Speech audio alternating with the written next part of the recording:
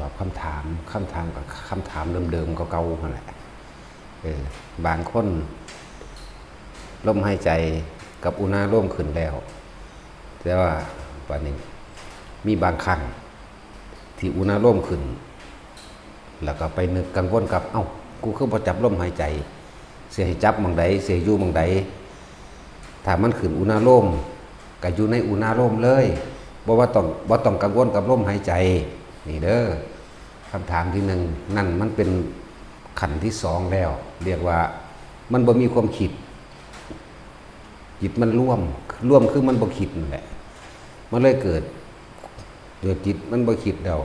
ความแผ่ซ่านมาทางร่างกายมันเลยมาขึ้นกลางหน้าผากเลยบ่ต้องกังวลกับลมหายใจให้ปล่อยเลย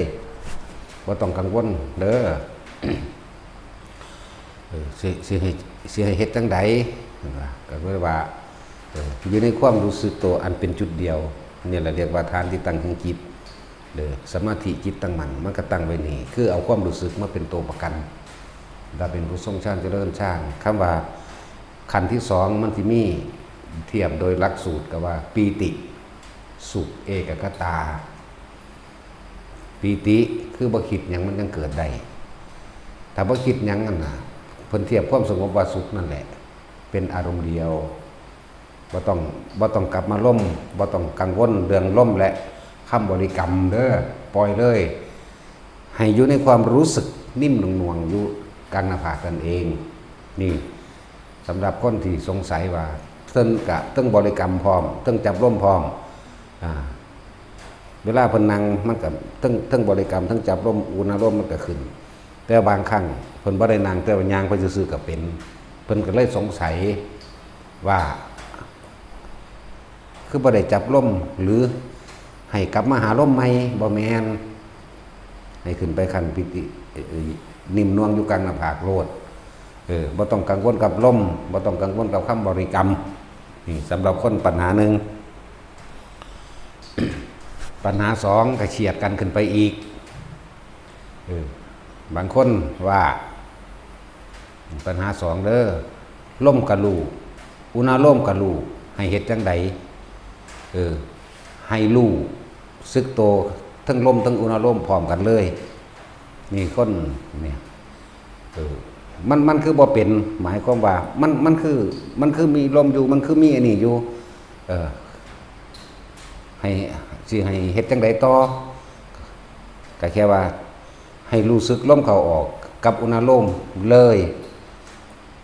บ่ต้องไปกังวลว่ามันบ่คือเพิ่นเข้าใจบ่ล่ะบางคนก็กังวลว่าเฮ็ดถูกบ่นอ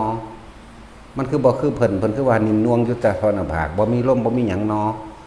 เฮาคือจังมีทั้งลมทั้งมีนิ่มนวลนอก็ให้มีทั้งสองนั่นแหละอยู่กับลมหายใจกับความนิ่มนวลตรงกลางหน้าผากเลยสรุปให้ฟังอย่างหนึ่งคือว่ามันบ่ได้ตายโตแต่สิ่งที่ตายโตคือความรู้สึกในกายณจุดใดจุดหนึ่งแต่ว่าวิธีฝึกของเฮามาเริ่มต้นด้วยนิ่มนวลตรงกลางคิ้วกลางหน้าผากอันอื่นๆนั่นน่ะคือฝึกเป็นแล้วมันบ่ได้ตายโตว่าสิอยู่จุดใดเข้าใจเด้อแต่ว่าลมกับอุณาลมขึ้นพร้อมกันโดยบ่ได้คิดถึงหยังแต่ว่ามันเป็นมาเอาเองก็นั่นแหละให้รู้สึกตัวอยู่กับลมกับอุณาลมเลยแบบนี้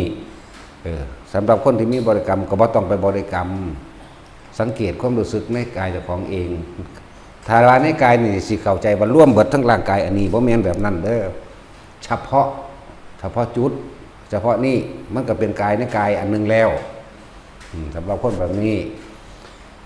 ปัญหาที่สามก็เฉียดกันขึ้นไปอีกบางคนก็บอกว่ามันขึ้นมาหัวมั่งมันลงมาข้างกลางอกมั่งแต่ว่าขันกังวลกับลมแต่กังวลว่าจะเอาจุดใดกันแน่ก็เลยว่ามันบ่ได้ตายโตเด้อมันบ่ได้ตายโตให้ทำความรู้สึกอยู่ในระหว่างกลางอกเลยมันอยู่กลางหน้าผากก็รู้สึกว่าอยู่ในกลางหน้าผากอย่าเอาความคิดไปแทรกแซงว่ามันคือบ่นั่นนี่นั่นเรียกว่าสงสัยวิจิกิจฉาความลังเลสงสัยว่าเหตุผิดหรือเหตุถูกถ ถ้ามันอยู่กลางหน้าผากรู้ในกลางหน้าผากไปเลยนี่หมายถึงขั้นสองแล้วล่ะ ถ้ามันขึ้นบนหัวหนุบหน้าคือเอามือเศร้านี่ก็อยู่บนหัวเลยถ้ามันวืบลงมาระวังกลางสมองก็อยู่กลางสมองเลยบ่ต้องสงสัยกับมันความรู้สึกในกายในกายถ้ามันมาอยู่กลางอกก็ให้อยู่กลางอกเลยบ่ต้องกังวลลมบ่ต้องกังวลบริกรรมนี่คือปัญหาอันนี้3ปัญหานี่จะเฉียดกันทั้งเบิดเพราะว่าเฮาอาจจะขาดกันได้ยินได้ฟังเพราะว่าเทศจากเกือบชั่วโมงไปทั้งบ่แม่นชั่วโมงดอกเกือบชั่วโมงได้อันแก้ปัญหาแนวนี้แก้ปัญหาที่เป็นอยู่เดี๋ยวนี้แหละนั่นแหละส่วนอีกคนหนึ่งที่ว่าทรงชาญพร้อมกับการเจริญพรหมวิหารการเจริญพรหมวิหารนี่จะใส่ความนึกว่าจังไดนะใส่ความนึกว่าสัตว์ทั้งหลายทั้งปวงไม่สัตว์ทั้งหลายทั้งปวงจงเป็นสุขเถิดจงปราศจากโรคภัยจงเป็นผู้ไม่มีโรคภัยไข้เจ็บเบียดเบียนจงเป็นผู้ปลอดภัยจากภัยอันตรายทั้งปวงใส่แบบนี้บ่คำว่าเรียกว่าเพิ่นเจริญพรหมวิหารในความหมายของเพิ่นเทศแบบใดนะว่าให้นิ่มนวลอยู่กลางหน้าผากมันก็เป็นการ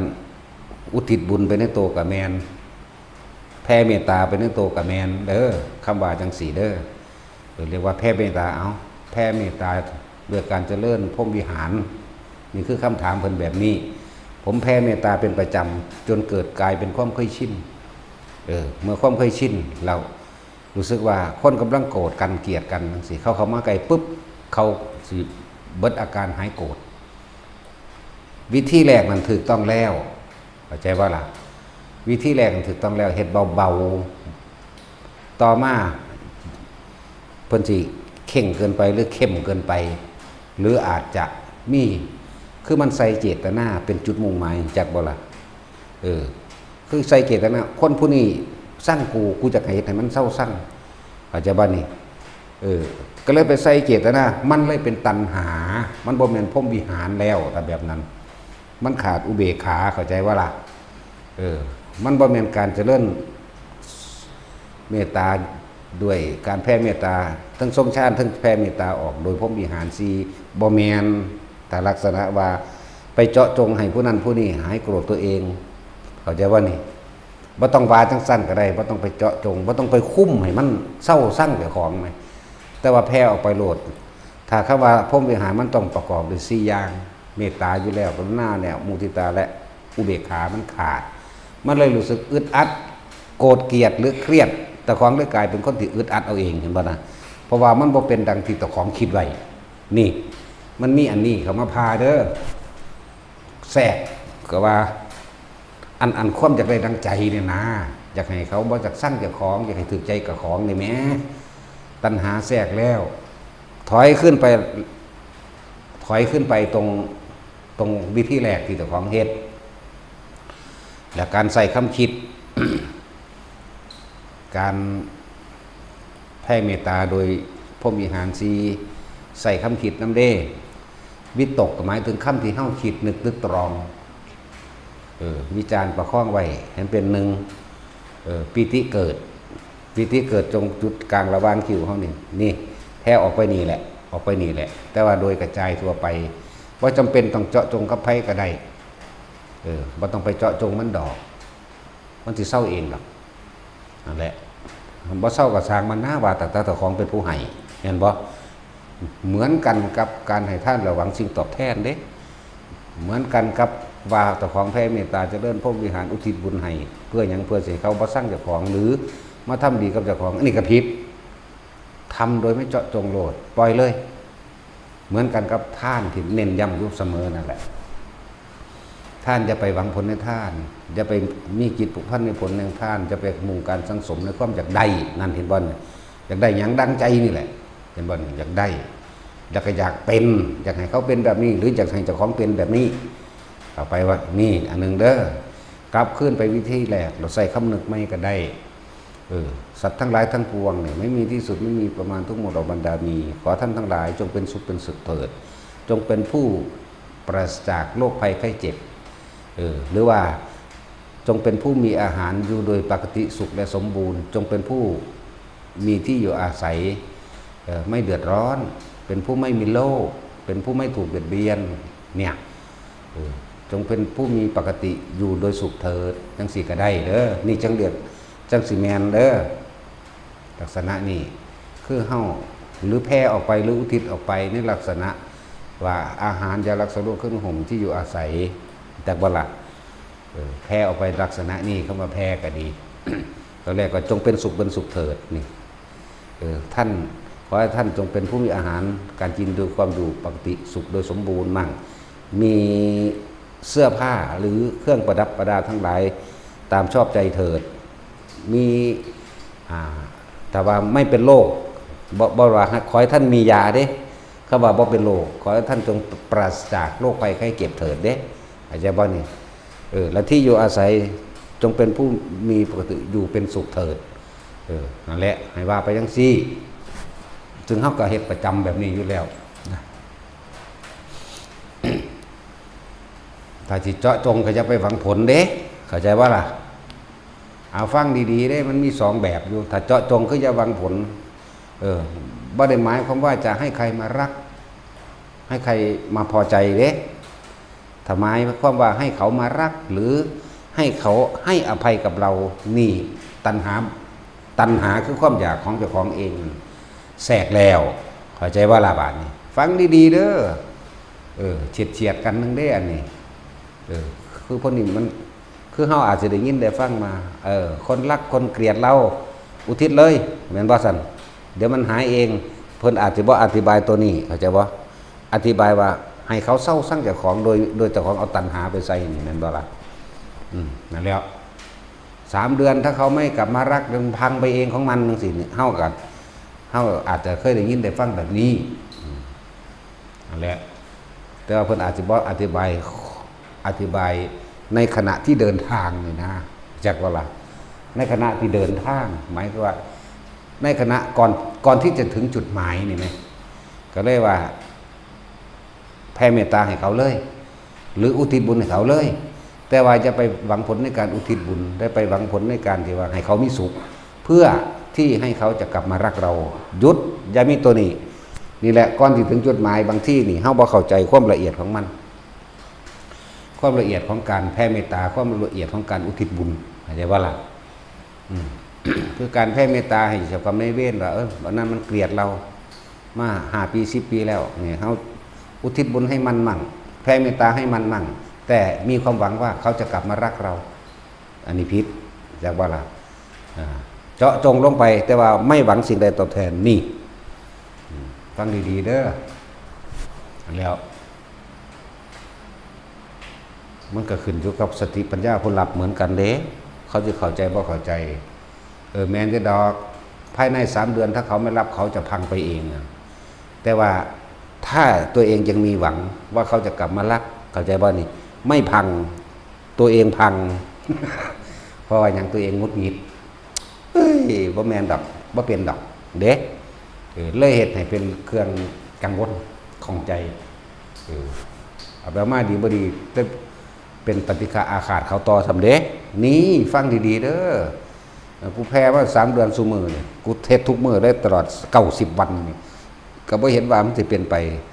ก็บ่เป็นแล้วเจ้าของหวังว่าให้เขากลับมารักหรือให้เขาให้อภัยตนเองนั่นแหละเหมือนกันกับ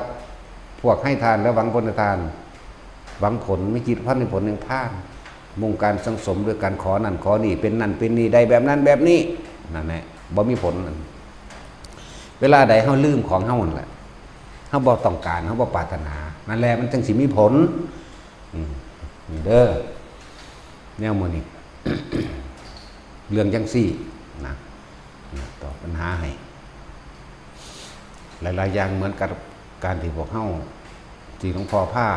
ให้ท่านแต่ละคนบอกแนวทางในการให้ท่านท่านบ่มุ่งการทั้งสมบ่มีจิตผูกพันในผลแห่งท่านคือบ่อยากได้ผลของท่านเข้าใจว่าท่านโดยบ่ต้องขอท่านโดยให้มันเป็นอิสระไปเลยปราศจากความเป็นเจ้าของนั่นแหละที่พาเฮ็ดดีเดียวนี้เนี่ยบ่ต้องวายยังเลยก็ได้มันเป็นอุเบกขาเอง มันเป็นอุเบกขาของมันเองบ่ว่าหยังบ่แม่นเครื่องประดับจิตมันยังมีความหวังอยู่จักบ่นั่นน่ะเอาแปรพิษจักบ่ล่ะ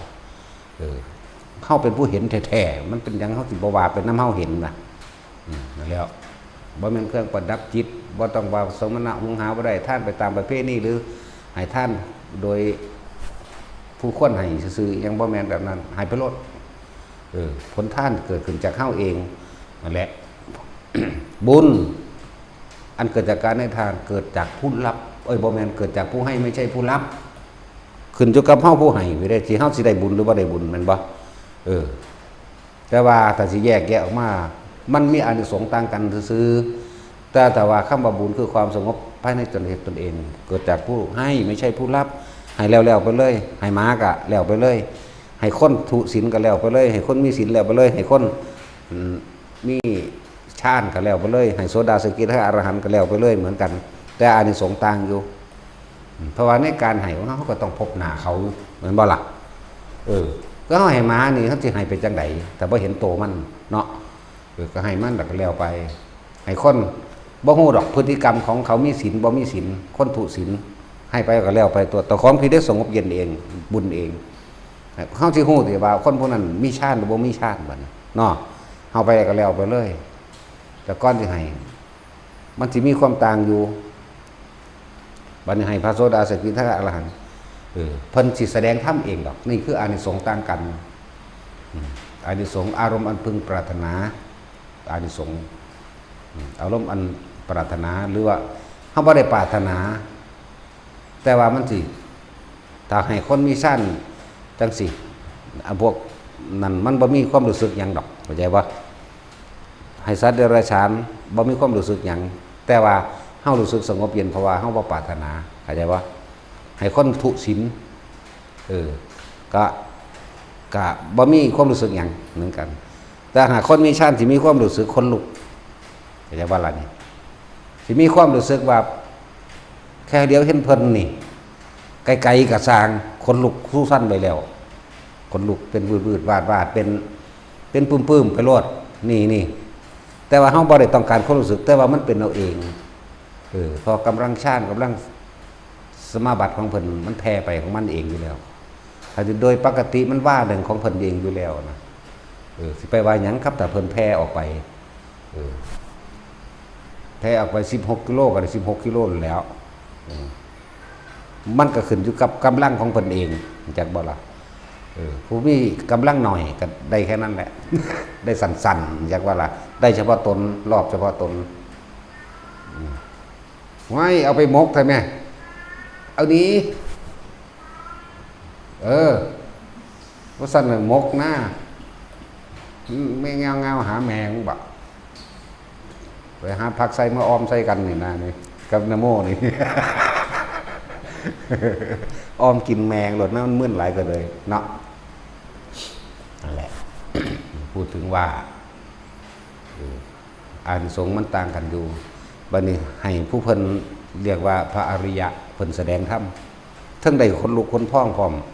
เทิงอาจจะมีความปลื้มอะไรอันหนึงเกิดขึ้นปิติอะไรอันหนึงเกิดขึ้นแล้วเพิ่นก็สิแสดงธรรมแล้วธรรมะที่มันเบาออกมาปุ๊บนี่สิเป็นความจริงความจริงเพิ่นเราสิเฮาสิรู้สึกว่าจิตใจเฮานี่สงบลงเก่าๆอีกรู้สึกว่าเห็นทางเข้าใจว่าล่ะนี่คืออานิสงส์มันต่างกันลักษณะนั้นแต่ทั้งเบิดที่ผ้าทุกๆคนเห็นที่นี่หนึ่งท่านยังกระสร้างบ่หวังผลในท่านบ่มีจิตผูกพันในผลท่านบ่ได้มุ่งการสังสมในความแบบใดได้จากเป็นมันสิไปของมันเองอีกอย่างหนึ่งเฮาฟังธรรมเป็นประจำอยู่แล้วนี่เข้าใจบ่นี่เฮาฟังหนทางแห่งความจริงคำว่าธรรมเพื่อสิน้อมเข้าไปสู่ความจริงเพื่อสิน้อมเข้าไปสู่ความปล่อยว่างอยู่แล้วโดยบ่ต้องอยากปล่อยมันทั้งปล่อยดอกมันเข้าใจอยู่แล้วเนาะแล้วก็เรื่องอานิสงส์ของท่านต่างๆให้อาหารก็ขึ้นชื่อว่า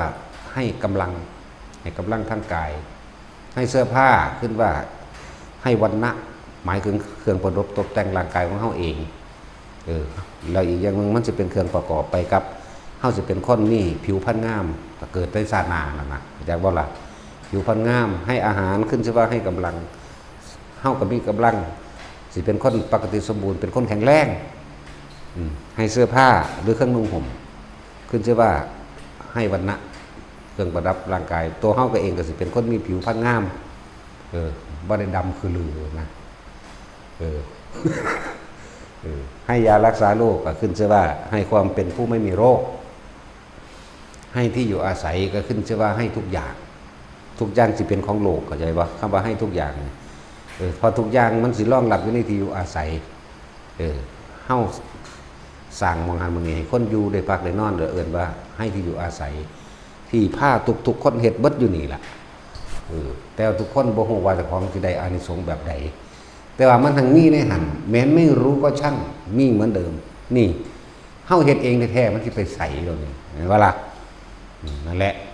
เหมือนกับว่าให้ประทีปเนี่ยซุมื้อนี่ก็มีอยู่ดอกพวกเรียกว่าแสงสว่างก็ขึ้นชื่อว่าให้การมองเห็นเลยเรียกว่าให้ดวงตาสิ่งทั้งหลายเหล่านี้มันสิเชื่อมไปสู่หูทิพย์ตาทิพย์เองเข้าใจว่าล่ะใส่เชื่อมกับไปเองดอกเฮาบ่ค่อยเว้าปานใดแนวมื้อนี้บ่จังให้ไปงมง่ายนํกับการสิได้หูทิพย์ตาทิพย์เห็นบ่ล่ะบ่ค่อยเว้ากูสัตว์นี่ศาสตร์สุดท้ายโลดเนาะนานๆจังเว้าทีนึงดอกคือเฮาท่านหลอดไฟสมัยตะกี้เขาก็ท่านพวกตะเกียงพวกขี้ใต้ประทีปน่ะเพิ่นเอิ้นเครื่องทำแสงสว่างธูปเทียนมื้อนี้นะได้หูทิพย์ได้ตาทิพย์ไปจังซี่นะแล้วก็ท่านธรรมะนี่ถ้าเว้ามองมันสุดอันนี้ขึ้นชื่อว่าท่านยังเป็นของสูงสุดว่ามองมันสุดก่อนก็ได้แต่คือว่าให้อมตะมหานิพพานท่านนั้นสูงสุดคือท่านธรรมหรือธรรมท่านนั่นเองขึ้นชื่อว่าให้อมตะมหานิพพานให้ท่าน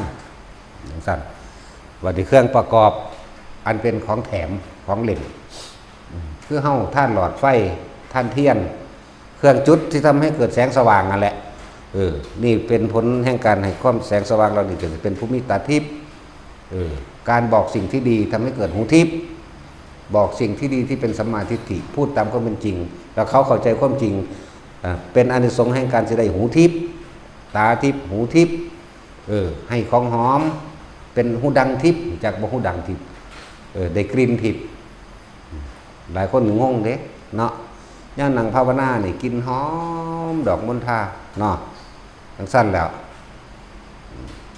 แต่คือเคยได้กินจังเทื่อบ่บ่มันได้แต่กินหมาเน่าบ่ หอมซึ่งสุว่าตึกนั้นมันบ่มีดอกไม้จังซั่นแต่อีหยังนึงเฮาอยู่ในห้องแคบๆแต่ว่ามันได้กินมาจากไสจังซี่นะเลยเอิ้นว่าจมูกทิพย์ดังทิพย์ปากทิพย์ลิ้นทิพย์คนมีสัจจะดอกจังปากเป็นจริงได้ใช่ป่ะล่ะนี่สิเว้าส่วนผลพลอยได้นะผลพลอยได้ต่างๆที่พาทุกคนเหตุที่พาทุกคนแต่ว่าให้ทุกสิ่งทุกอย่างนี่เราไม่ปรารถนาสิ่งใดแม้นไม่ปรารถนาก็จักได้มาเองเพราะเป็นสิ่งที่เราทำถ้าเฮาบ่ถึงพระนิพพานสิ่งทั้งหลายเหล่านี้มันสิย้อนขึ้นหน้าเฮาทั้งเบิดนั่นแหละมันบ่ไปใส่เลยมันเป็นของเฮาเฮ็ดนะบาปก็เหมือนกันแม่นบ่ล่ะบุญก็เหมือนกันเนี่ยมันที่ไปใส่พอเกิดขึ้นจากใจของเราเกิดขึ้นจากสิ่งที่เรากระทำเองมันแล้วสรุปเป็นไปตามกรรมเป็นแบบนั้นแหละแต่ปากทิพย์หูทิพย์บัดนี้สร้างถนนหนทางนะนั่นแหละขึ้นชื่อว่าให้ความสะดวกสบายเป็นดุจดังว่าทานเรียกว่าให้ยานพาหนะเข้าใจบ่นี่ถนนหนทางก็เรียกว่ายานพาหนะเด้เพราะว่าหรือว่าให้ยานพาหนะขึ้นชื่อว่าให้ความสุขมันสะดวกสบายมันก็สุขบ่สั่นขึ้นชื่อว่าให้ยานพาหนะก็สิเป็นยวดยานพาหนะของเฮาอันมีหลายๆอย่างที่เป็นทิพย์ถือว่าตายไปเป็นเทวดาหรือเกิดมาศพมาศาสตร์ใหม่ก็เป็นคนบ่อึดรถบ่อึดล่าขี่จักบ่ล่ะแต่เป็นสมัยที่บ่ทันมีรถจังซี่กับบ่อึดงัวควายช้างม้าเข้าใจบ่ล่ะแนวขี่แนวก็หน่วยความสะดวกต่างๆนั่นแหละแต่เป็นสมัยมีรถก็บ่อึดรถมีฮอดเครื่องบินพุ่นล่ะขี่เครื่องบินพร้อมพุ่นล่ะจังซั่นแหละคนทานเงินเป็นจังไดขึ้นชื่อว่าให้ปัจจัยทั้ง4 5 6 7 8 9 10เพราะบางที่ยัง พระป่วยคนป่วยเฮาก็รักษานี่มันก็เฮ็ดไปเป็นของรักษาอึดอยากเฮาก็ให้กินมันเลยเป็นทุกอย่างในหันแล้วเงินมาเนี่ยเฮาก็ซื้อที่ดินพร้อมสร้างพระพร้อมการสร้างพระพุทธรูปมีอานิสงส์ว่าเฮาสิเป็นผู้มีอาการ32ครบแล้วก็ตัดกรรมเก่าเป็นช่วงๆเข้าใจบ่ล่ะเหมือนกับการชำระหนี้สงฆ์ชำระหนี้สงฆ์เพิ่นสร้างว่าที่สุวรรณเคยทำมาทั้งเบิดจักปีก็สั่งมันปึ๊บซีศอกขึ้นไปนั่นคือชำระเบิดแต่ว่าสร้างใหม่มีใหม่เด้เข้าใจบ่ล่ะสร้างใหม่มีใหม่เด้อ บ่แม่นว่าเฮ็ดทีเดียวแล้วเลยแล้วกูไปหาหลักของคนใหม่ไปตีคนใหม่หรือไปหลักอิหยังก็สร้างเถอะที่เพิ่นบ่อนุญาตใหม่เด้มันก็เป็นใหม่ขึ้นมาอีกเด้อมันเป็นตัดตอนเด้อเป็นตัดตอนเป็นช่วงๆไปถ้าจะพูดถึงประสบการณ์เฮาเองบางที่เจ้ากรรมนายเวรเขาขออย่างขอพระพุทธรูปเขาต้องการผิวพรรณวรรณะเขาต้องการให้รูปร่างของเขาสวยงามอาจจะบ่มีในตำรานะอาจจะบ่มีในตำราแต่ว่าเป็นประสบการณ์เฮาเองนั่นแหละเฮาจึงสร้างพระชำระหนี้สงฆ์ที่สร้างพระนี่ก็บ่แม่นสร้างเพื่อขังเด้สร้างเพราะว่าระลึกนึกถึงบุญคุณของพระพุทธเจ้าสร้างเป็นธรรมเจดีย์สร้างเป็นทุสเจดีย์เข้าใจว่าล่ะบ่ได้สร้างขังเด้สร้างเป็นบุญคุณคิดถึงบุญคุณเหมือนหลายๆอย่างที่เป็นพยานหลักฐานในการสืบค้นธรรมะคำสอนพระพุทธเจ้าบ่แม่นว่ามันสิมาแตะโตเนื้อธรรมเด้สืบค้นจากศิลาจารึกสืบค้นจากการสร้างพระแม่นบ่ซั่นต้องมีศิลาจารึกต้องมีการจารึกอักษรแสดงองค์พระนำเด้สร้างวันที่เท่านี้เวลาบ่แม่นเวลาสร้างวันที่เดือนปีหรือบุคคลผู้สร้างแม่นบ่ล่ะจังสั้นนั่นแหละบัดนี้สร้างรูปปั้นเจ้าฟ้ามหากษัตริย์สร้างเพื่อหยังการระลึกถึงบุญคุณเพิ่นให้เฮาได้อยู่โดยสุขสบายบ่แม่นว่าเฮาสร้างเอาขังบัดนี้รูปพ่อรูปแม่เฮานั่นน่ะเฮาสร้างหรือเป็นรูปถ่ายเห็นไหมเวลากราบไหว้พ่อแม่นี่ระลึกถึงหยังระลึกถึงขอเงิน อีหลีนี่แล้วแต่พ่อแม่บ่ทันตายเนาะฟังเบิ่งดีๆเด้อแต่ละคนเป็นบ่เวลาคิดฮอดพ่อคิดฮอดแม่คิดฮอดยามเจ้าของทุกข์ยากลำบากเนาะยังบ่มีเงินคิดโทษคิดล่วงหน้าไว้พร้อมวางแผนให้เพิ่นพร้อมเด้บ้าเอาที่สวนไปจำน้องมั่ง ไปเก่าทกสสิบ่ได้อีบ่ไปพุ่นที่นั่นแหละบาดเพิ่นตายแล้วคำว่ารูปถ่ายมันก็บ่ต่างกันดอกกับพระพุทธรูปนั่นบ่ล่ะรูปถ่ายพระสงฆ์เฮาก็บ่ได้สร้างลักษณะว่าเฮาเอามาขังหรือมีอิทธิฤทธิ์อิทธิเดชศักดิ์สิทธิ์เด้สร้างเพื่อระลึกถึงบุญคุณอันประเสริฐหาที่สุดประมาณบ่ได้สร้างพระพุทธรูปนี่บ่ได้มันสร้างเพื่อเอาขังหยังดอกระลึกถึงบุญคุณของเพิ่นบุคคลผู้นี้รูปร่างหน้าตาเช่นนี้มันเฮาบ่เคยเห็นก็สร้างเป็นสัญลักษณ์แม่นบ่ล่ะเป็นสัญลักษณ์ว่านี่พระสัพพัญญูนี่ผู้รู้ตัวอย่างนี่ผู้เพิ่นสี่แนวทางให้เฮานี่ผู้เฮาเคารพกราบไหว้โดยบ่ได้บังคับเฮาเคารพกราบไหว้โดยศรัทธาของเฮาเองโดยบ่มีมานะโดยบ่มีทิฏฐิยอมให้ทุกสิ่งทุกอย่างเลยถ้าบ่มีพระองค์เฮานี่จักว่าสิไปเป็นหมูเป็นหมาตกนรกไปเป็นผีเป็นเปรตทั้งใดเนาะมันระลึกถึงเด้นี่แบบนี้พระสงฆ์ก็เหมือนกันสิเรียกอย่างว่าสร้างแท่นองค์ธรรมก็ว่าเพราะว่าธรรมบ่มีภาษาเข้าใจว่าล่ะเอาเถอะหน้ามาพายจากเถียงว่าเถียงโดยมีภาษาดอกถ้าจะพูดถึงแล้วเนาะแต่ความรู้สึกแต่เอาความรู้สึกนี่แหละออกมาคุยเป็นภาษาอย่างสั้นแหละบัดนี้สร้างรูปเจ้าฟ้ามหากษัตริย์ก็สร้างเพิ่นเป็นผู้สร้างคุณงามความดีเฮาได้เป็นรับผลประโยชน์ที่เพิ่นสร้างเสียเลือดเสียเนี้ยเอาไว้อย่างถึงนั่นล่ะสร้างรูปพระนเรศวรมหาราชก็กราบไหว้นี่บ่ได้กราบไหว้ไปขอว่าให้เพิ่นนั่นนี่เลยแต่ระลึกถึงบุญคุณสร้างสมเด็จพระเจ้าตากสร้างพระยาพิชัยดาบหักสร้างพระแม่ยาโมจังซี่ ก็บ่แม่นว่าสิไปให้ศักดิ์สิทธิ์ระลึกถึงบุญคุณเพิ่นเคยปกป้องประเทศชาติบ้านเมืองนั่นบ่ล่ะนั่นตัวปั้นรูปพระเจ้าแผ่นดินไว้จังซี่แม่นหยังซั่นนั่นแหละสร้างเพราะว่าหมายถึงบุญคุณนึกถึงพระกรุณาธิคุณจังซั่นแล้วคือเฮานึกถึงพ่อแม่เฮานี่แหล้วบุญคุณอันหาประมาณบ่ได้ทั้งนั้นแหละแม่นบ่ล่ะก็เป็นเครื่องเทียบว่าบุคคลอันดับที่หาคือบุคคลที่หาได้ยากคือคนกตัญญูเด้กตัญญูคือระลึกถึงบุญคุณของมารดาบิดากตัญญูต่อครูบาอาจารย์อันเป็นอรหันตสาวกหรือบ่หันก็แล้วแต่เข้าใจว่าล่ะระลึกถึงบุญคุณของพระพุทธเจ้านั่นมันสั้นแหละที่ว่าสร้างนะและการตามประสบการณ์อีกอันนึงก็คือเป็นอย่างเขาคือศักดิ์สร้างภายในแท้โดยเจ้ากรรมในายเวรเขาอยากได้กะแมนเพื่อชำระหนี้สงฆ์กะแมนชำระหนี้พุทธศาสนากะว่าแต่เป็นสัญลักษณ์ของพุทธศาสนาแม่นบ่ซั่นแต่ว่าวัดใดว่ามีรูปพระพุทธเจ้าว่าบ่สร้างเรื่องหนังสือก็มีคือเก่านั่นแหละเนาะหาจูดถิ่มเบิดซะที่ ในหนังสือก็มีบางหม่องว่าเพิ่นก็วาดเอาก็แม่นหยังสัตว์วาดเจ้าของบ่เนาะนั่นแล้วสร้างนี่สร้างกันโดยความหมายบัดนี้สร้างเจดีย์นั่นน่ะสร้างเป็นรูปพระพุทธเจ้าเป็นรูปคนบ่ได้บ่แม่นบ่เสียว่าแต่เจดีย์เป็นสี่เหลี่ยมเป็นห้าเหลี่ยมหรือเป็นทรงโอความบ่หรือเป็นทรงบาทบ่แหลมๆบ่ห่วยสร้างเป็นรูปพระพุทธเจ้าบ่ได้บ่เจดีย์นี่แม่แม่นว่าซั่นเฮาก็บรรจุพระบรมสารีริกธาตุคือกันตัวบรรจุบ่บรรจุก็มาเอาเองก็ได้ดอกเนาะจังซั่นแล้วแน่อันสร้างบักย้อยขึ้นก็เอาไปบรรจุเอาปอดด้วยคอกำปั้นนี่นึงได้ล่ะอันบ่ได้ใหญ่สัปานนั้นดอกกระดูกเพิ่นนั่นน่ะไปใส่อันหยังล่ะเขาเอิ้นหยังพระอบพระเอฟมานาแน่สร้างบักใหญ่ขึ้นมาก็เอาอันพระอบเซากำปั้นนี่ล่ะไปตั้งไว้ก็เลยเนาะ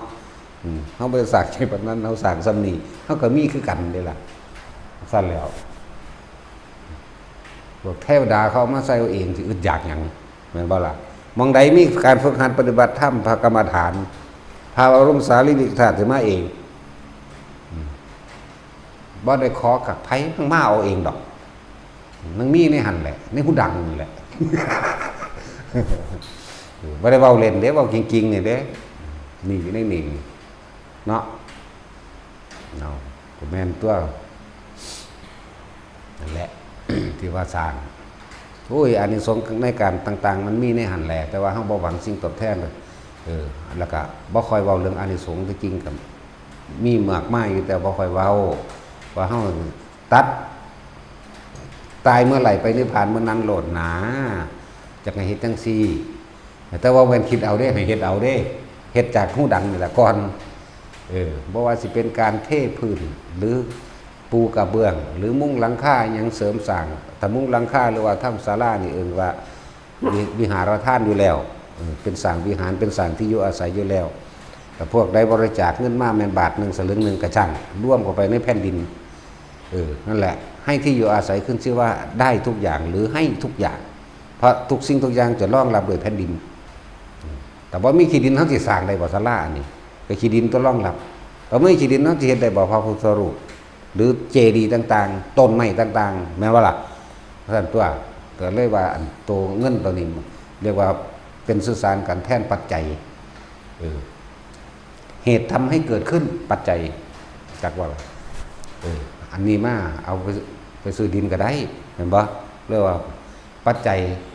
เหตุทำให้เกิดขึ้นมันมีอันนี้เป็นเหตุแล้วมันจังได้อันนั้นเนาะแล้วจังสั้นแล้วซื้อต้นไม้ก็ได้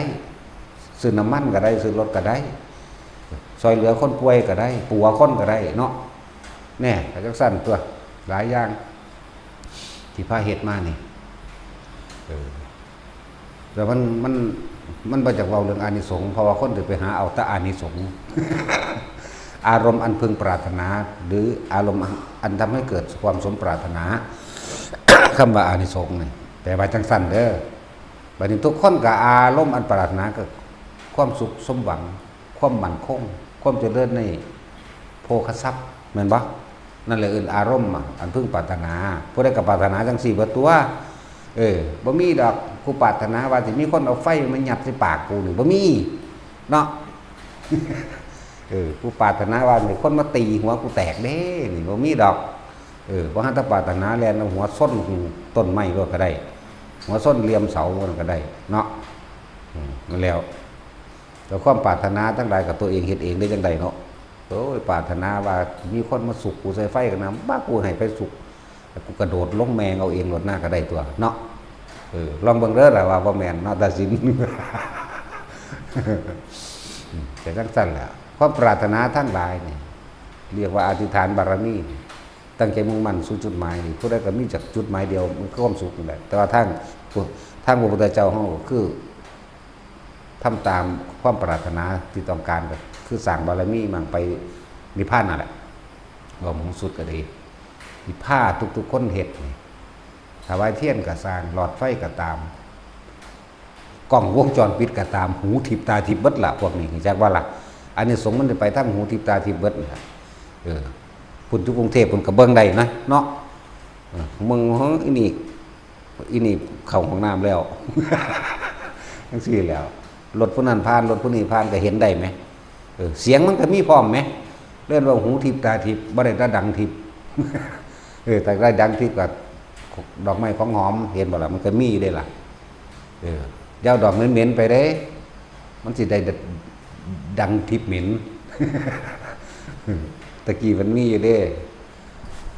ดอกอีหยังเหม็นคือขี้นี่ก็มีเด้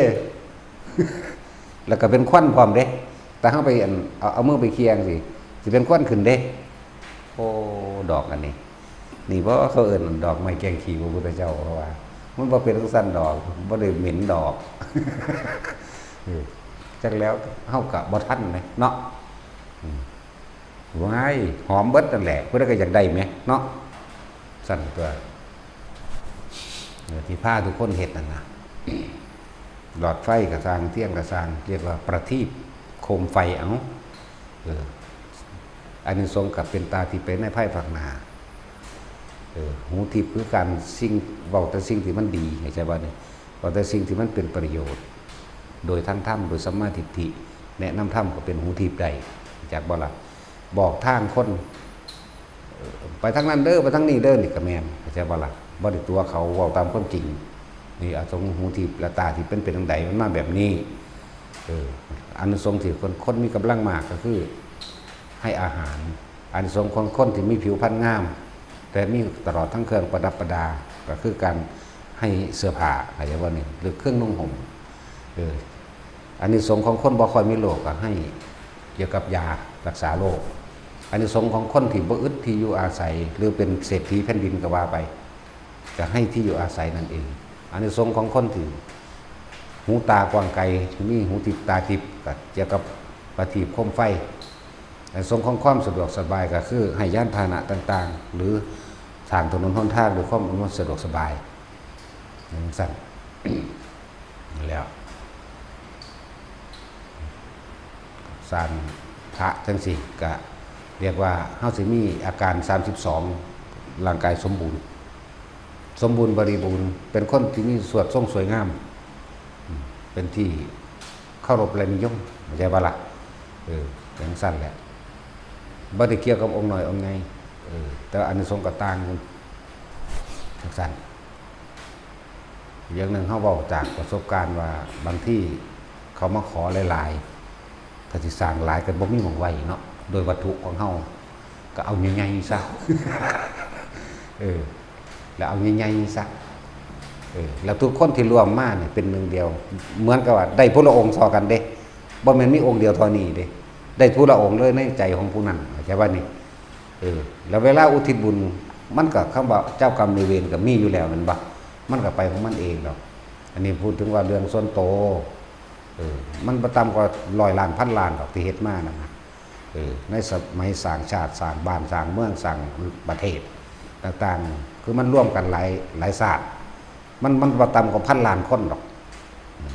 เพราะเขาตะหลุดออกมาพ่อให้พ้นกันได้เขาก็มาท่วงทีนะนั่นแหละก็ให้ไปตลอดยอมรับว่ามันผิดก็ให้ก็เฮ็ดให้บ บ่ว่าองค์น้อยบ่ว่าองค์ใหญ่แต่ก็ผ้าทุกทุ่งคนเฮ็ดพร้อยได้อานิสงส์ไปน้ำกันนะจ๊ะว่าที่ผ้าเฮ็ดนั่นครับหลายอย่างอยู่ที่ผ้าเฮ็ดเด้อบ่สูญเปล่าหรอกเพราะพวกเจ้าเฮ็ดเองพวกเจ้าบ่ว่าอยากได้นั่นอยากได้นี่บ่หาแตะว่ามันทางใดคือเก่ามันนั่นแหละเพราะเจ้าของเป็นผู้เฮ็ดของซั่นแหละแต่สิผ้านำอุทิศบุญต่างๆไปเฮ็ดไปนั่นแหละ แล้วก็สร้างธรรมะก็สร้างแบบใดแบบนี้แต่เฮาได้มีความเข้าใจในธรรมแล้วเข้าใจบ่นี่ธรรมทานมีความเข้าใจในธรรมดีแล้วเราอยากให้ผู้อื่นรู้นำเฮาเลยมาพิมพ์เป็นหนังสือบ่แม่นเฮาอยู่ดีๆไปซื้อมาแล้วเอาไปแจกเลยโดยเจ้าของก็บ่เข้าใจนี่เลยเรียกว่าธรรมทานธรรมทานเนี่ยก็คือชื่อว่าให้อมตะมหานิพพานได้นั่นน่ะไปอ่านเบิ่งแม่ในบทธรรมจักรก็ดีที่พวกเฮาว่าอยู่นี่ไปอ่านเบิ่งดูในปฏิจจสมุปบาทไปอ่านเบิ่งดูในขนาดว่ามหาธารณปริตนี่ก็มีคือกันน่ะเห็นบ่นี่ล้วนแล้วแต่น้อมเข้าไปสู่ความหลุดพ้นทั้งนั้นเลยนี่คือเฮาเข้าใจเฮาลึกซึ้งเฮาเห็นคุณเฮาเลยอยากให้ผู้อื่นนี่เรียกว่าให้ธรรมทานที่ออกจากใจตัวเองก็ได้ทำตัวเองก็เข้าใจความจริงของชีวิตจึงพาเฮ็ดแบบนี้แต่สิเฮ็ดเองเฮ็ดบ่เป็นบ่จักหลายคนได้อานิสงส์โดยบ่ฮู้อานิสงส์จักว่าล่ะอารมณ์มันพึงปรารถนานั่นแหละผู้ใดหันหน้าเข้ามาทางถ้ำนั่นน่ะปัญหาหลายๆอย่างค่อยๆหลุดไปแม่นบ่ปัญหาหลายๆอย่างบ่ว่าสิเป็นปัญหาเรื่องการอยู่การกินเรื่องฐานะเรื่องครอบครัวเด้ผู้ใดหันหน้าเข้ามาทางถ้ำมันค่อยๆมันยกขึ้นมันไปเรื่อยดอกหน้าเพราะว่าหยังนั่นแหละยังว่านั่นแหละตะกี้เฮาบ่มีบุญมีแต่บาปเนาะ เฮาจะเอาบุญใส่ไปเจ้ากรรมนายเวรเฮาจะเอาหยังไปเขาไถ่ถอนให้เจ้าหยังไม่ผู้ใดซอยเฮาการที่จะช่วยบุคคลผู้อื่นหรือการที่จะให้เจ้ากรรมนายเวรหรือว่าการที่จะใช้หนี้เราต้องมีเงินใช้หนี้ก่อนเหมือนกันแบบเรื่องโลกทิพย์เขาต้องการบุญแสงแห่งบุญเกิดขึ้นที่จิตของเองเรื่องโลกทิพย์นั่นน่ะก็อาศัยแสงแห่งบุญเขาก็มาขอบุญนำเฮาเอามันเคยมีนั่นนี่กันก็อุทิศไปเนี่ยเห็นบ่นั่นน่ะมารดาบิดาเห็นบ่จังซั่นแล้วญาติไสโลหิตทั้งหลายหรือบ่แม่นหยังก็ได้ทรัพย์สัตว์ทั้งหลายหรือเจ้ากรรมนายเวรก็ว่าไปนี่เฮามีบุญแล้วเนี่ยมีความสงบลมเย็นในตนเองแล้วบุญเกิดจากการให้ทานบุญเกิดจากการสาศีลบุญเกิดจากการภาวนานี่บุญเกิดจากการภาวนานี่เป็นดุจดังว่าทองคำของตัวแผ่ไปเลยแผ่ไปเลยอุทิศไปเลยอุทิศไปเลยเจ้ากรรมนายเวรเขาได้แล้วกับบ่มีคนมาขัดขวางในทางทำมาหากินที่แรกมันมีอยู่เต็ม100%ต่อมาเริ่มมีบุญแล้วหรือเริ่มเก็บเงินใส่หนี้ได้แล้วเปรียบเทียบแบบนี้ก็คอยทยอยใส่หนี้มันบ่ล่ะแน่แต่ของก็คอยเริ่มมีเก็บไปเรื่อยมีเก็บไปเรื่อยมันก็คอยฐานะของพวกก็เริ่มดีขึ้นการงานการเงินดีขึ้นหมู่พวกก็ดีขึ้นมันใจบ่ฮ้อนบ่ล้นจักบ่ล่ะนั่นแหละบอกว่าคนหันหน้าเข้ามาทางถ้ำนี่ความเป็นอยู่ฐานะครอบครัวหรือจิตใจตัวเองนี่ที่หนึ่งอยู่แล้วอันนี้ดีขึ้นเบิดอย่างสั้นแหละมันแต่คนเป็นทุกข์แล้วแลนเข้ามาจังสี่แม่นบ่ล่ะแล้วก็คลายทุกข์ได้นะจังสี่ตัวมันก็เลยว่าดีขึ้นเรื่อยแต่เป็นเรื่องบุญหรือบาปมันก็เป็นเรื่องของนามธรรมแต่ว่ามันบ่ได้นามธรรมแล้วเวลาโมโหลองเบิ่งเด้อมันแสดงออกมาทางกายเลยแล้ว เนาะเคยสูญบ่วื้อขึ้นปึงปังกำมือกำตีนเขาจะตีอยากขาเขาเตะพุ่นเทพี่เขาโลดนั่นแหละโมโหนั่นแหละบาปบุญก็ยิ้มปลื้มใจอิ่มใจเนี่ยก็ออกมาทั้งยิ้มออกมาทั้งอิ่มเอิบในใจเจ้าของเองในกายเจ้าของมันก็แสดงออกเหมือนกันนั่นแหละ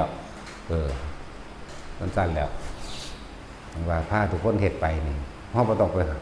บอกเรื่องอานิสงส์ดอกมันมีอยู่แล้วโดยบ่ต้องเว้าจังว่าเฮาบ่ได้ขายบุญเด้อนะครับว่าล่ะบ่ได้เท่านั้นเท่านี้บ่ได้เคยว่าเด้แล้วถ้าไผสิเฮ็ดบ่เฮ็ดก็สร้างเด้เนาะ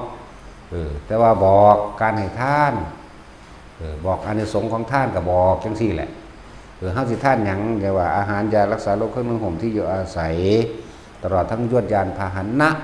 เครื่องอำนวยความสะดวกทั้งหลายประทีปโคมไฟจังสิก็บอกไปดอกไม้ของหอมนี่ มีบ่เอาถวายในพระไตรปิฎกก็เอาเว้าออกมาจากพระไตรปิฎกบทตัวนี้ก็เลยคนบ่มีหยังคนทุกคนยากบางที่บ่ได้มีอีหยังสิไปท่านก็เอาดอกไม้นั่นแหละเห็นบ่ล่ะมันสั่นแหละเขาเว้าเรื่องตั้งน้ำขึ้นหิ้งพระบ่ได้บุญจังซั่นดอกไม้ก็บ่ได้คือกันแต่ว่าบ่ได้มันบ่แม่นบุญมันเป็นความสงบเย็นที่เจ้าของเฮ็ดให้ดอกไม้ก็เป็นสื่อแทนการเคารพนับถือคือเฮาไปไหว้ผู้ใหญ่นี่ดอกมะลิบ่หรือดอกหยังก็ไปไหว้แม่นบ่ซั่นจังซั่นตัวว่าเอาแต่ยอดมันหลายเอาหันลากแก้วมันนำน่ะเลยเนาะต้นไม้มันต้องมีรากแก้วน้ำแต่ก็มีรากหยังรากฝอยรากแก้วรากนั่นรากนี่ขึ้นไปหาต้นหาลำต้นหาเปลือกหากระปี้ไล่ขึ้นไปหาใบซื้อว่ามันสิออกดอกออกผลนะนี่แหละแล้วเฮานี่เราเอิ้นว่าอนุภูพิกถาเฮ็ดให้เกิดความเข้าใจในเรื่องของทานเรื่องของศีลเรื่องของภาวนาโดยลำดับบ่ได้บอกว่ารัดเอาว่านั่นอันนี้บ่ได้บุญเอาดอกไม้ก็นั่นแหละเป็นคนมีกลิ่นกายหอมดุจดังดอกบัวเขียวก็ยังว่าอยู่แม่นบ่พวกมีกลิ่นกายเหม็นก็มันเอาแนวเหม็นไปทานอ้าวมันเป็นความจริงเด้มีหญิงงามอยู่ผู้หนึ่งในสมัยพุทธกาลเฮานี่แหละงามแต่ว่ามีกลิ่นตัวเหม็นผู้ใดเบิ่งไกลๆนี่งามอยากได้รถเขาไปใกล้แล้วเหม็นตึ้งก็หนีรถแม่นบ่ซั่นนั่นแล้วมันเคยเอาขี่ไปใส่บาตรพระเจกจังบ่ล่ะนั่นทางของเหม็นนั่นน่ะจังซั่นตัวนี่เป็นเรื่องที่มีมาในไตรปิฎกน่ะถ้าสิว่าจริงกะคนบ่เห็นนำเฮาสิว่าจริงแต่เฮาก็ว่าได้เฮาบ่ย่านอยู่แล้วภาษาซะนี่บ่ไปพร้อมเบิ่งไปพร้อมก็ได้นั่นแหละเป็นเรื่องจริงเฮานี่แหละว่ามันก็ดึงมาให้เบิ่งบ่ได้แต่ไปหาอ่านเอาในธรรมบทเอาเนาะสั่นแล้วมีบัดนี้เฮ็ดจังได๋สังเศร้าเหม็นเมื่อสำนึกได้แล้วเห็นบ่นี่แหละช่วงบาปกรรมไม่ให้ผลมันก็เหม็นอยู่หั่นล่ะต่อมาคิดได้แล่นไปขอบาตรพระเจกองค์นั้นมาล้างใส่ประทีปหอมอย่างดีใส่น้ำหอมอย่างดีคัดเอาแต่อาหารใส่ไหมเนี่ยเมื่อมันเบิดกรรมมันก็หอมก็เลยได้ไปเป็นเมียพระราชาสำทุกข์ก็เก่าอีกบ่ว่าดีเด้แต่ว่าเป็นอรหันต์จะบ่ถูก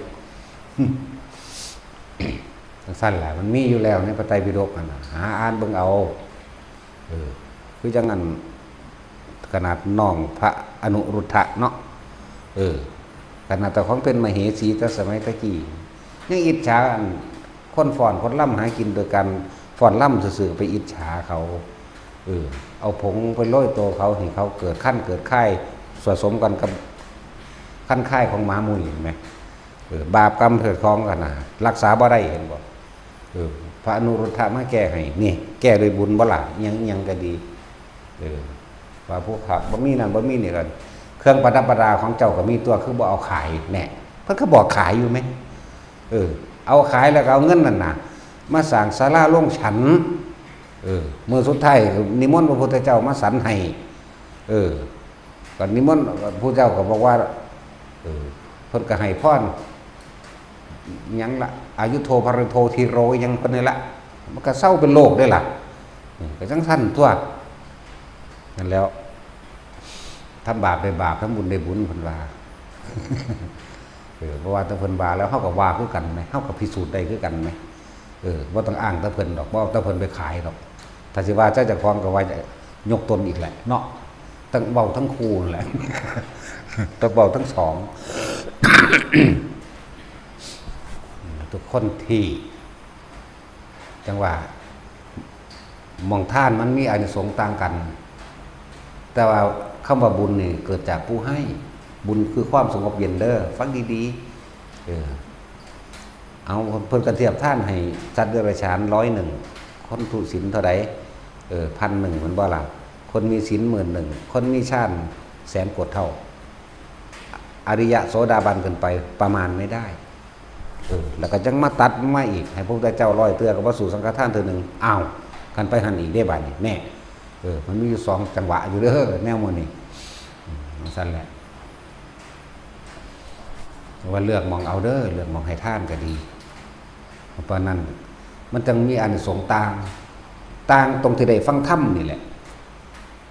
บางนี้พวกเจ้าฟังธรรมคือกันแต่ว่ามันเป็นอาธรรมบางมองที่ว่าไปให้ท่านเขาพาไปสั่งฤาษีพญานาคปั่นเสือปั่นสร้างปั่นหมาเนาะ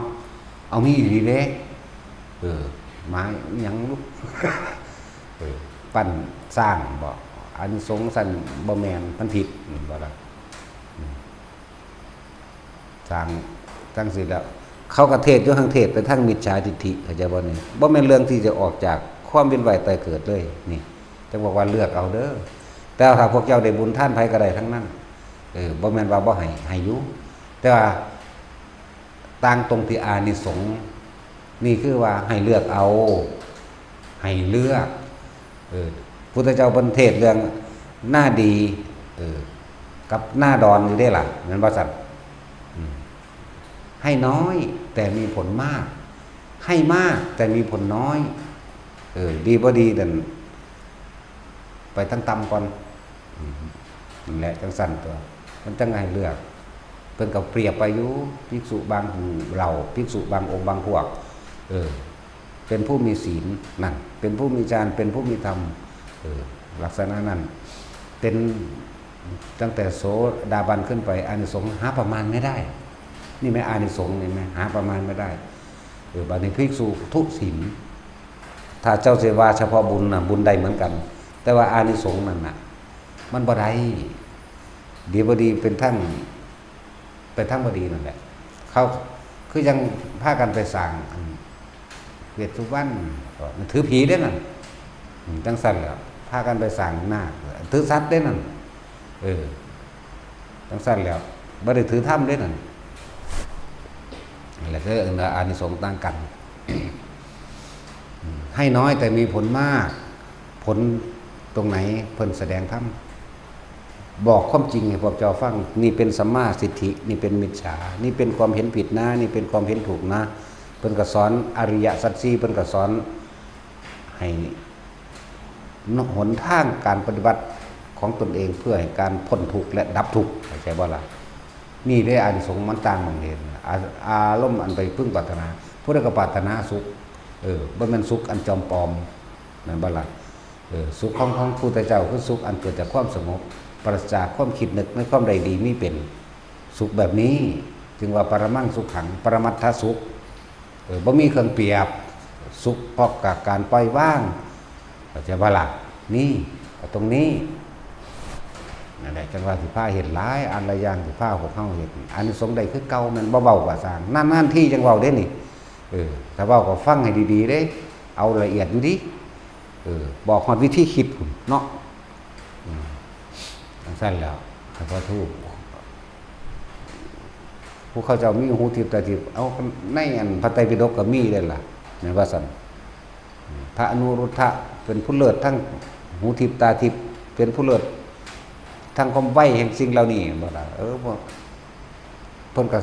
สร้างถวายพวกประทีปโคมไฟแน่ก็ไปจังซั่นตัวส่วนภาษาหรือว่าปัญญาดีมันก็สร้างพระไตรปิฎกคนเข้าใจดีแล้วเด้มันทั้งสร้างแล้วก็พยายามชักจูงแสะส่วนแล้วก็ให้ทำเป็นทานนำเด้จังซั่นตัวนั่นแหละว่าร่วมอยู่ผู้เดียวก็ได้ตัวว่าร่วมนำพระพุทธเจ้าผู้เดียวโลดเนาะท่านเพิ่นก็ท่าน3ระดับนั่นแหละจนถึงปรมัตถท่านชีวิตพุ่นน่ะศีลก็ถึงปรมัตถศีลยิ่งกว่าชีวิตนั่นแล้วก็เนกขมะกับเนกขมะจนถึงขั้นว่าถ้ากูบ่รู้ทำบ่เห็นทำกูสิบ่รู้จักนี่ตายก็สร้างมันบางซาก็นั่งตายไปเลยเด้บ่ธรรมดาเด้ซั่นแล้วความเพียรว่านี่วิริยะเพียรก็เพียรจนตายไปเลยเด้เหมือนกันกับมหาชนกตกน้ำเอาตายเขาว่าแม่นบ่สำเร็จซะนี่มันก็ต่อไปศาสนาเห็นบ่ได้คือชื่อว่าคนมีชีวิตอยู่แท้ๆที่บ่มีความเพียรอยู่เลยนั่นคือชื่อว่าเสียศาสตร์เกิดเบิ่งดูนั่นท่านแล้วความอดทนก็อดทนจนตายเด้มิตรปรมัตถ์เบิดเด้ของเพิ่นยังล่ะ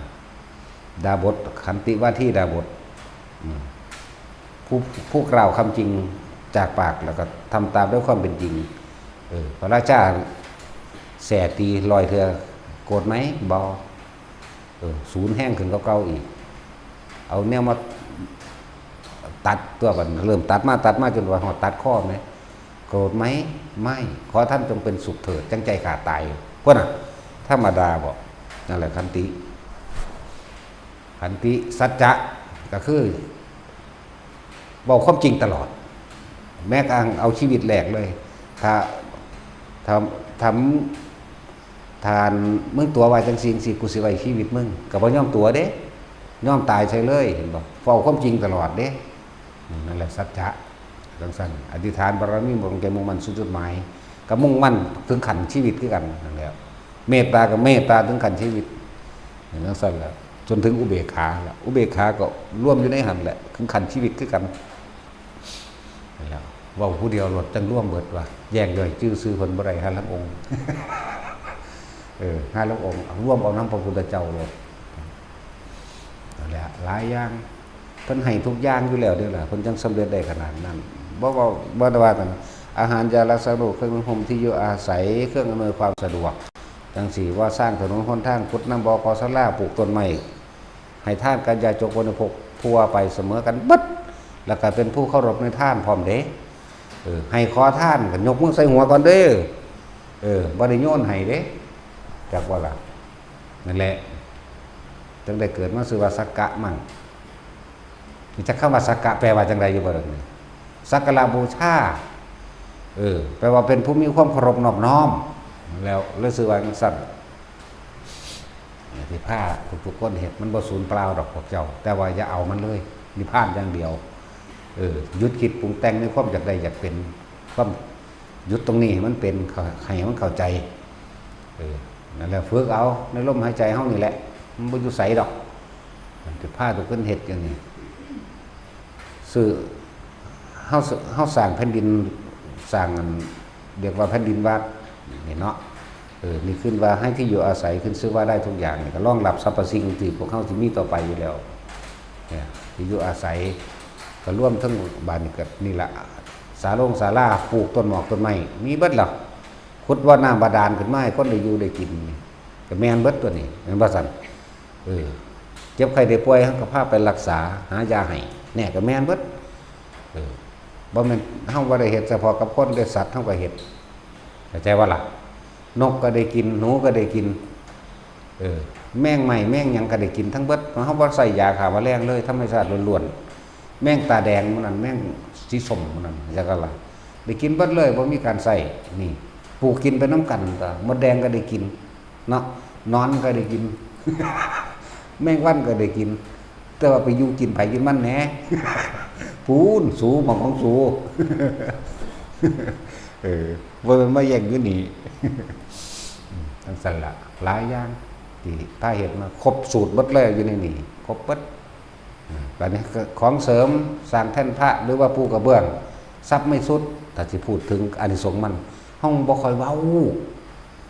เดี๋ยวจะว่าขายบุญ นั่นแล้วสร้างกระเบื้องหรือยกฐานะขึ้นสร้างมณฑปต่างๆเกิดขึ้นเป็นเครื่องประดับประดาในวิหาร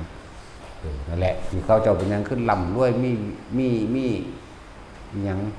ลาดปราสาทราชวังหลายหม่องหลายอันนั่นแล้วเขาจังสั้นแล้ว นี่เห็นว่าทุกอย่างแล้วล่ะครบสูตรแล้วจะบนสิผ้าเห็นเรื่องนี้นี่สร้างมณฑปพระพุทธเจ้าทั้งสี่ครอบไว้นั่นแล้วมันก็มีแต่วันเจ้าบ่อื่นดอกเครื่องประดับประดายังก็แล้วแต่ให้ธรรมทานพวกเจ้าให้ธรรมทานหรือว่าจะเป็นผู้มีชื่อเสียงกองไกลอย่างสิพระเจ้าก็แนะนำคนมาปฏิบัติธรรมตัวมันบ่ล่ะสร้างเต้นตัวมันก็ขยายไปอย่างสั่นคือจังเฮาอยู่เดียวนี่ก็ทั่วโลกด้วยล่ะเนาะมันสั่นแล้วบ่ได้ขายของดอก บ่ได้ขายของบ่มีของขายเฮ็ดก็เก็บบ่ได้ บ่มีเฮ็ดขายนอไม่ก็ว่าเกิดท่านคนอยู่นี่มันหลาย แล้วบ่ได้ขายตั้งแต่กินก็ยากอยู่ นั่นแหละที่บอกมานี่ทั้งเบิดนี่บารมี10อย่างเฮาเฮ็ดครบถ้วนแล้วอยู่ในนี่ทั้งเบิดน่ะที่พาเฮ็ดวิดีโอนี้ยิ่ง การสำรวมระวังความคิดตัวเองแล้วให้เขาหันเข้ามาสู่ลมหายใจบ่ต้องกังวลเรื่องศีลดอกไผก็ดีเด้อตราบใดเวลาใดขณะใดบ่แม่นตราบใดเวลาใดขณะใดครู่ใดที่เฮารู้สึกตัวอยู่กับลมหายใจเข้าออกตลอดทั้งผู้บ่มีจุดอุณโลมก็สร้างแต่ว่ามีความรู้สึกตัวอยู่กับลมหายใจเข้าออกศีลสมาธิเกิดในหันเบิดเข้าใจบ่ล่ะบ่แม่นศีลโดยเจตนาเด้เป็นบริสุทธิ์เลยเพราะเราไม่คิดทำร้ายเบียดเบียนผู้ใดผู้หนึ่งเสียชีวิตทรัพย์สินตลอดทั้งมนุษย์และอมนุษย์คนละสัตว์บ่มีเลยนั่นแล้วทั้ง4ตัวบัดนี้เฮาจังโดยเฮาตั้งหลักสูตรไปเอาก็จริงๆมันก็มีอยู่แล้วแต่เก่าแหละเพียงแต่ว่าเน้นย้ำเจาะตรงเข้ามาอีกเพื่อเกิดความเข้าใจและมั่นใจหรือว่าทรงชาติเจริญชาติจับจุดนาโลมก็ว่าไปเพื่อเกิดความบ่ให้มันซอทรายเฮาก็เลยมาสร้างกรรมฐานอันนี้ซะอันขึ้นมาที่จริงบ่แม่นเฮาสร้างเฮาก็เฮ็ดน้ำเพิ่นนั่นแหละเพียงแต่ว่าเน้นจำเพาะเจาะจงลงไปเพื่อให้เกิดความเข้าใจเพื่อให้เกิดความตั้งมั่นเพื่อบ่ให้เคลือบแคลงและสงสัยเพื่อยืนยันตัวเองว่าอ๋อเป็นแบบนี้นี่เองใช่แบบนี้นี่เองความรู้สึกแบบนี้นี่เองล่มแบบนี้นี่เองคิดแบบนี้นี่เองนั่นแหละถึงบอกให้ว่ามันครบหมดแล้วที่ลมหายใจเฮาให้ทานมาแห้งมาพอแห้งแล้วล่ะไผก็ดีเนาะให้มาคักแล้วล่ะยังก็ดีปานนี้เหลืออยู่อันเดียวนี่แหละพยายามท่านความหยุดมั่นถือมั่นจากวันนี้มันปล่อยอย่างใดปล่อยว่างแบบนี้ปล่อยในลมนี่แหละเอาลมเป็นเบื้องต้นอยู่แล้วเวลาใดขณะใดครู่ใดนี่ที่มีความรู้สึกอยู่ในกายหมายถึงเจาะจงลงไปว่าลมหายใจนี่แหละเดี๋ยวสิว่ารู้สึกอยู่ขาบ่รู้สึกอยู่แขนบ่อยู่ท้องบ่ว่าไปอีกหลายอย่างเนาะอยู่ในลมหายใจเข้าออกมีเฉพาะลมล้วนๆนั่นแหละมันก็ปล่อยแล้วจากวันนี้ถ้าสิเว้าโดยความเห็นความรู้โดยด้านโดยทัศนะคนหูจักบ่ละอนิจจังทุกขังอนัตตานี่มองมันยอดแห่งความรู้ความเห็นให้มันเบิดรู้ดีกว่าเนาะเบิดรู้คือบ่คิดอยู่ในนี่ซะก่อนนั่นแหละจังว่าอยู่ในลมหายใจเฮานี่แหละบัดตั้งมันย้ำขึ้นมาว่า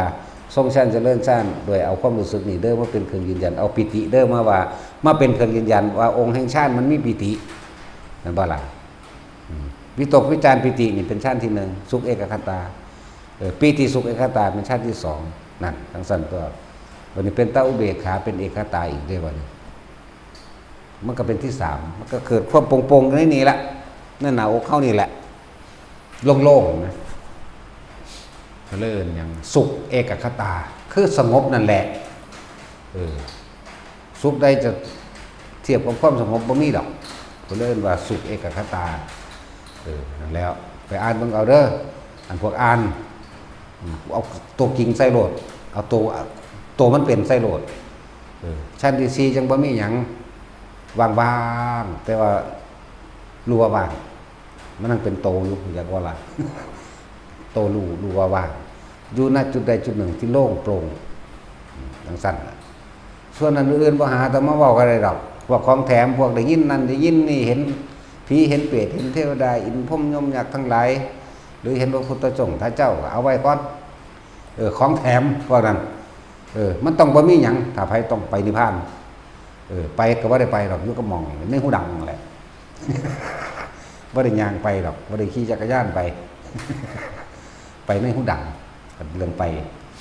นั่นแล้วคือมันครบแล้วล่ะที่พระเห็นทีเดียวนี่นั่นน่ะ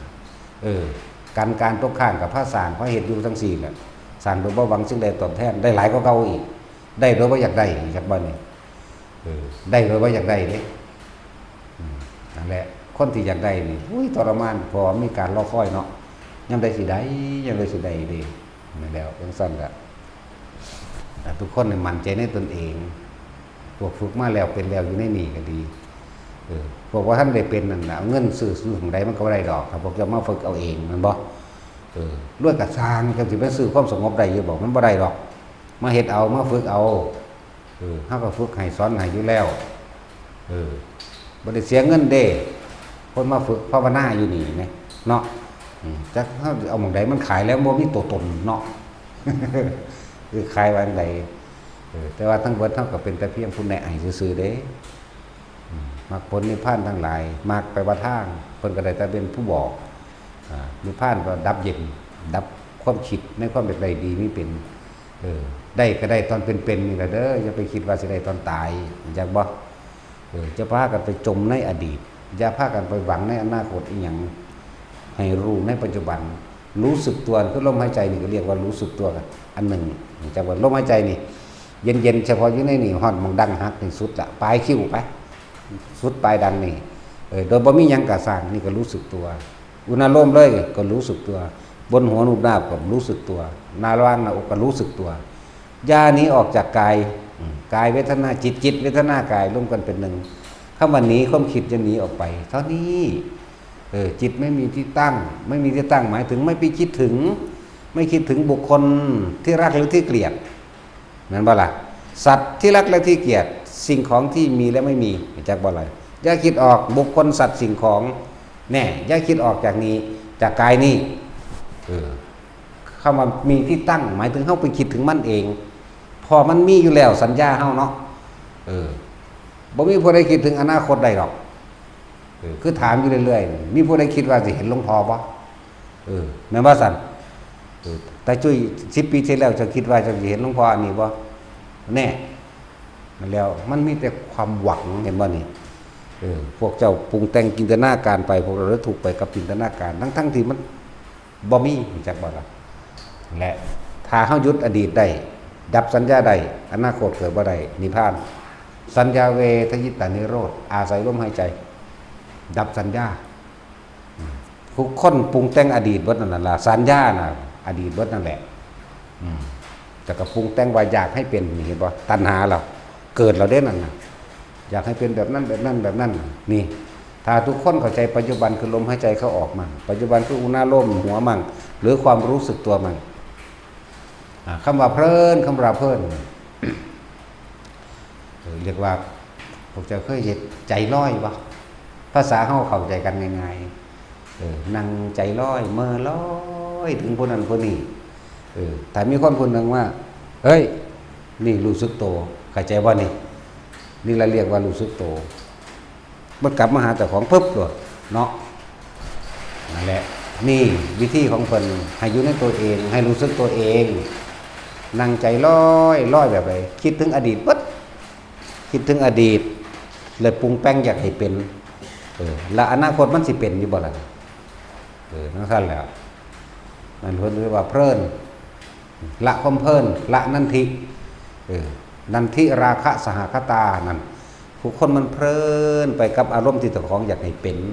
ล้วนแล้วคิดถึงอดีตนันทิราคะสหคตาตัตระตตราวินันทิยาเฉยยะถีทางเพลินไปแล้วก็กามาสวาภวาสวาอวิชชาสวานั่นเพราะอย่างกามาสวาความยินดีพอใจในรูปในรสในกลิ่นในเสียงในสัมผัสจึงเหม่อลอยไปกับความที่อยากให้ตัวเองเป็นเหตุเป็นปัจจัยให้เกิดภพมั่งมีกรรมภพรูปภพอรูปภพมั่งเห็นหมดกามาสวาภวาสวา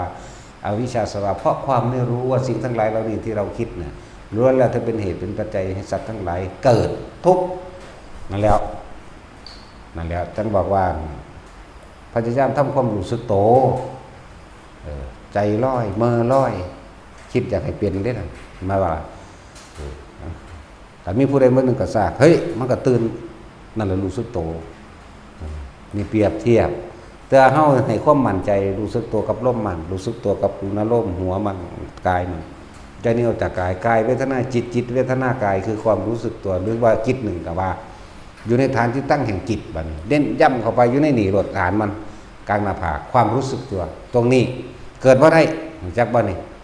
จิตมันบ่มีมันไปเกิดจักบ่จิตคิดจิตเกิดจิตธรรมดามันตะกี้มันถือความหลงเฮาคลุ้มอยู่แล้วถ้าบ่คิดหยังเฮาสิเห็นความคิดเด้จิตนี่ว่างจักบ่ล่ะแต่ว่ามันไปซ่อนเร้นอยู่กับทุกอย่างเฉยๆโดยรูปโดยรสโดยกลิ่นโดยเสียงโดยสัมผัสกระทบความรู้สึกจึงมีการคิดนึกอยากให้ได้อยากให้ดีอยากให้มีอยากให้เป็นบ่ล่ะถ้าเฮาทำความรู้สึกตัวอยู่เนืองๆต่อเนื่องเขาสันตติมีความต่อเนื่องเขาและสิ่งทั้งหลายทั้งปวงจะถูกลืม ละสัญญาได้บ่นี่ถูกลืมแล้วนั่นแหละโลกมันสอนให้จำถ้ำสอนให้ลืมเด้อจังซั่นลืมอดีตใช่ว่าละบาดนี่เฮ้ยยังสิแปลซ้ำใดอีกนะเว้าเบิดทุกภาษาแล้วเด้จักหน่อยแปลภาษาเว้าภาษากูโบดมันพากันเข้าใจบ่ เอาสบายท่าน